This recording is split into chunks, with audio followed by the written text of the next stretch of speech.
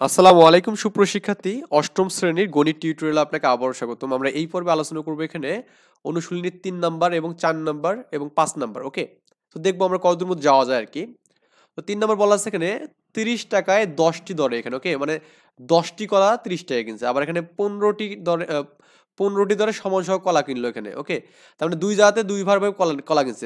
একবার হচ্ছে কি ১৫টি কলা কিনছে কি এখানে ৩০ টাকা দিয়ে, একবার কি ১০টি কলা কিনছে কি ৩০ টাকা দিয়ে। তার মানে ১৫টি কলা যদি ৩০ টাকা দিয়ে কিনে, তাহলে একটি কলার দাম কত হচ্ছে এখানে? একটি কলার দাম ২ টাকা করে হচ্ছে। কারণ ১৫ দুগুণে ৩০ এবং 10টি কলা যদি আমাদের ৩০ টাকা দিয়ে কিনে, তাহলে একটা কলার দাম কত? ৩ টাকা করে হচ্ছে। তার মানে ৩ × ১০ = ৩০। ওকে, তখন সংখ্যক কলা ক্রয় করবে এখানে। তার মানে এখানে কয়টা কলা? ২৫টা কলা কিন্তু ক্রয় করলো। ওকে, সবগুলো কলা ৩০ টাকায় ২০টি দরে মানে ৩০ টাকায় ১২টি দরে এখানে। তার মানে ১২টি কলা সে করছে কি এখানে ৩০ টাকায় বিক্রি করে দিচ্ছে। কয় টাকা বিক্রি করছে এখানে? ৩০ টাকায় বিক্রি করে দিচ্ছে এখানে। তাহলে বলছে এখানে শতকরা কত লাভ বা ক্ষতি হবে এখানে, এটা বের করতে বলছে। বুঝছেন ব্যাপারটা কি? প্রথমে সে করছে কি এখানে ১০টি কলা ৩০ টাকা দিয়ে কিনছে। আবার কি? আবার এক জায়গাতে ১৫টি কলা কি ৩০ টাকা দিয়ে কিনছে। অনেক সময় ব্যবসায়ীরা এরকম আছে না? যে কিছু ভালো এবং কিছু খারাপ একখানে মিক্সড করে বিক্রি করে, ওরা কম্বাইন করে। অনেক সময় তো এটা হয়। এরকমভাবে কিছু ভালো কলা কিনছে মনে করুন এখানে যে আপনার হচ্ছে প্রতিটি কলা ৩ টাকা দরে। তার মানে এখানে ১০টি কলায় ৩০ টাকা দিয়ে কিনছে। আর এক জায়গাতে কি একটু এর থেকে ড্যাম কলা কিনছে। সে ১৫টা কলা কি করছে? ৩০ টাকা দিয়ে কিনছে। এখন এটা ক্রয় করছে এখানে। এখন সবগুলো কলা কি ৩০ টাকায় ১২টি দরে, মানে ১২টি কলা। তো ১২টি কলা সে কি করছে এখানে আপনার হচ্ছে ওই ৩০ টাকায় বিক্রি করছে এখানে পরবর্তীতে। তো সে বলছে শতকরা কত টাকা লাভ হবে? তাহলে আমাদের একটি কলার ক্রয় মূল্য বা বিক্রয় মূল্য বের করলে কিন্তু কেস খতম। তো এইজন্য আমাদের এখানে প্রথমত যে কাজটা করতে হবে যে ১০টি কলার ক্রয় মূল্য ৩০ টাকা প্রথমত।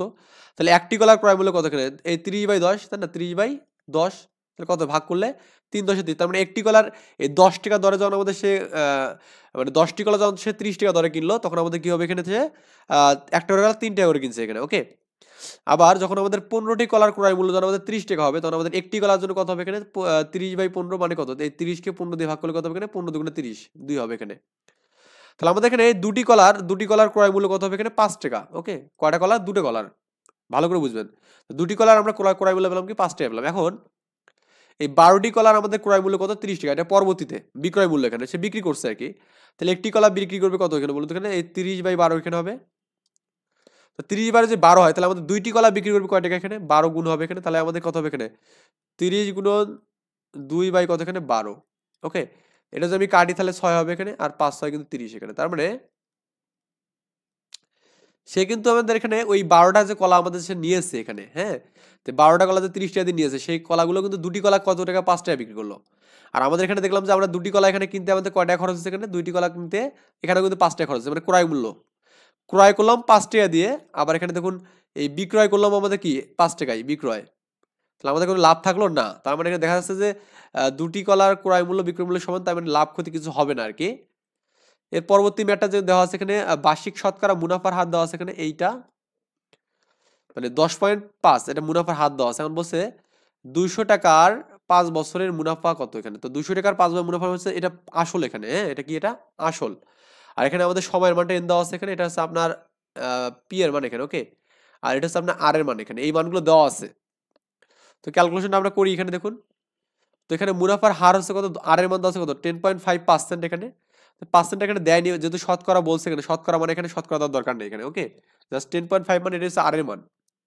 আবার p এর মান হচ্ছে আমাদের কি বলতো এখানে আমাদের p হচ্ছে আমাদের কি এখানে? এটা মূলধন এখানে।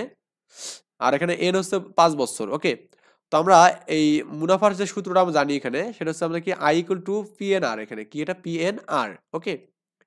বা আপনি এখানে লিখতে পারবেন এখানে যে আসলের মান দেওয়া আছে এখানে, p হচ্ছে আসল, মুনাফার হচ্ছে আমাদের কত? r এর মান এখানে দেওয়া আছে এবং হচ্ছে আপনার এখানে সময় দেওয়া আছে এখানে ৫, তাই না? তো মুনাফার হার যেহেতু আমাদের দেওয়া আছে এখানে, এই যে r এর মানটা কত দেওয়া আছে এখানে? 10.5 না? নাকি? 10.5%।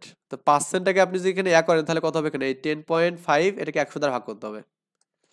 এই তো আমাদের কাজ শেষ। তার মানে এখানে আপনার ২০০০ পাবেন এখানে। আর এই যে এই মানটা দেখুন, আমি জাস্ট এখান থেকে লিখতেছি। এখানে ২০০০ পাবেন ইনটু 10.5, আর এখানে কি? এটাকে ১০০ দ্বারা ভাগ করবেন।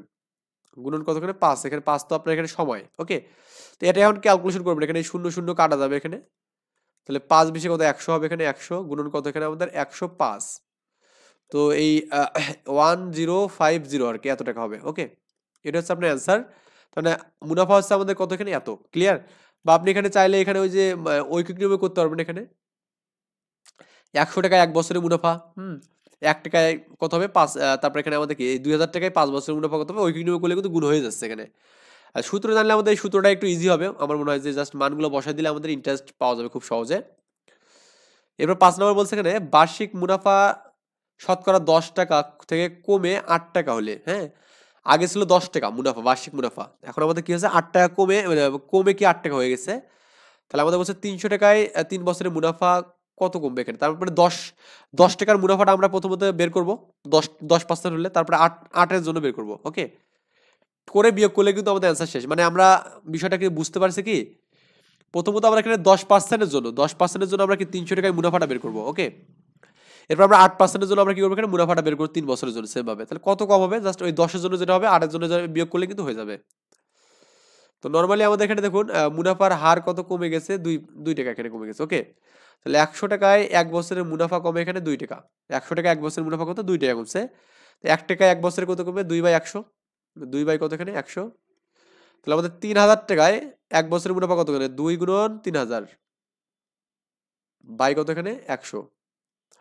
আর আমাদের 3000 টাকায় 3 বছরের মুনাফা। ওকে? 3 বছরের মুনাফা যদি আমি করি এখানে তাহলে 2 গুণন এই 3000 এখানে আছে আর 3 বছর মানে 3 যাবে এখানে আর আমাদের 100 টাকা নিচে থাকবে। এই 100 শূন্য কাটবো এখানে। 3 3 কে 9, 900 1800 হবে এখানে। তাহলে 1800 টাকা। কত হবে এখানে? 1800 টাকা আমাদের এখানে অ্যান্সার হবে।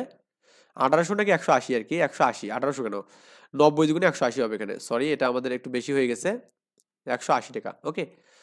তো এখন আপনি যদি এখানে ওই সেম ভাবে যদি করেন এখানে ধরুন আহ, কিভাবে লেখা যাবে এখানে? 100 টাকায় 1 বছরের মুনাফা কত হবে এখানে? 8 টাকা। না বোঝেননি? তাহলে 1 টাকায় 1 বছরের মুনাফা কত হবে এখানে? ওই এটা কিন্তু 1 বছরের মুনাফা। 8 বাই কত এখানে? 100 হবে এখানে। আর আমাদের 3000 টাকায় 3 বছরের মুনাফা কত হবে এখানে বলুন তো? এই 8 গুণন 3000 গুণন কত এখানে? 3 বাই কত এখানে? 100। এই শূন্য শূন্য কাটা দেন এখানে। তাহলে এটা কত হচ্ছে দেখুন তো এখানে? 3 থেকে 9, 900 এখানে। 9, 90 এখানে। 90 গুণন 8, 8 নং 72, 720 এখানে। এটা পাবেন এত টাকা। আবার আপনি যেখানে ওই সেম কাজটা যদি করেন এখানে ধরুন আমাদের এখানে ওই 10 এর জন্য, হ্যাঁ 10 এর জন্য আমি 10 এর জন্য একটা করবো, একটা 8 এর জন্য করবো না। আর 10 এর জন্য যদি করেন তাহলে কত হবে এখানে? তো 1 বছরে মানে 100 টাকা 1 বছরের মুনাফা কত? 10 টাকা এখানে। ওকে? তাহলে এটা 1 বছর 1 টাকা 1 বছরের মুনাফা 10 বাই কত এখানে? 100। এটা কিন্তু আলাদা একটা পার্টিশন দেই। কালারটা চেঞ্জ করলে মনে হয় ভালো হবে। আর আমাদের এখানে 3000 টাকা, হ্যাঁ 3000 টাকায় 3 বছরের মুনাফা কত হবে এখানে? একটু ক্যালকুলেশন করেন। 3000 গুণন কত এখানে? 10 গুণন কত এখানে? 3 আর এখানে নিচে কত এখানে? 100। এই শূন্য শূন্য কাটা দেন এখানে। 9 মানে 900 হবে এখানে। কত হবে? 900। ওকে? মানে এটা এটা করলে আমাদেরকে দেখবেন 3 থেকে 9, 900 হবে এখানে। 900। আমি একটু ভালো করে করে দিই এটা, কারণ যেহেতু আমাদের ইম্পর্টেন্ট বিষয় এখানে। দেখুন 100 টাকায়, হ্যাঁ 100 টাকায় 1 বছরের মুনাফা প্রথমে 10 টাকা ছিল না? 10 টাকা এখানে। 10 টাকা। তাহলে 1 টাকায় 1 বছরের মুনাফা কত হবে এখানে? এই 10 বাই কত হবে এখানে? 100 হবে। এত টাকা। মানে আমি অবিকল মানে বিপরীত নিয়মটা বলছি। তাহলে আমাদের এখানে 3000 টাকা আছে। 3000 টাকায় 3 বছরের মুনাফা কত হবে এখানে? এই 3000 আমাদের উপর যাবে এখানে। আমাদের এখানে 3 উপর যাবে। আর হচ্ছে আপনার এখানে কি ওই 10 তো আগে থেকে উপর ছিল। আর এখানে কি 300 100 আর কি, সরি। এই শূন্য শূন্য আমি যদি কাটি দিই তাহলে আমাদের কত হবে এখানে? এই 3 আর 10 এ 300 হবে এখানে। 300 কে 3 দিয়ে গেলে 900 হবে এখানে। 900 টাকা। এটা হচ্ছে আপনার এখানে ওই 10 টাকার জন্য এখানে। আবার আবার লিখবেন যে যখন 8 টাকায় হয়ে গেল তখন 100 টাকায় 1 বছরের, হ্যাঁ মুনাফা কত হবে এখানে? 8 টাকা। তাহলে 1 টাকায় 1 বছরের মুনাফা কত হবে এখানে? 8 বাই 100। অতএব যে আমাদের 3000 টাকা আছে না? 3000 টাকায় 3 বছরের মুনাফা কত হবে এখানে? এটা হচ্ছে 3000 গুণন কত এখানে? আমাদের ওই আপনার 3 গুণন হচ্ছে 8। এটা 100 এত টাকা এখানে। তো এখন আপনি চাইলে দুটো শূন্য কাটতে পারেন এখানে। তাহলে 3 থেকে 9, 90 এখানে। 90 গুণন 8 এখানে। 8 নং 72 এখানে। 720 এত টাকা। ওকে? তো এখন কমবে কত এখানে বলুন তো এখানে? টাকা কমে টাকা কমবে ওখানে ছিল কতখানে 900, এখানে ছিল 900 থেকে আমাদের এখানে কি 720 এত টাকা।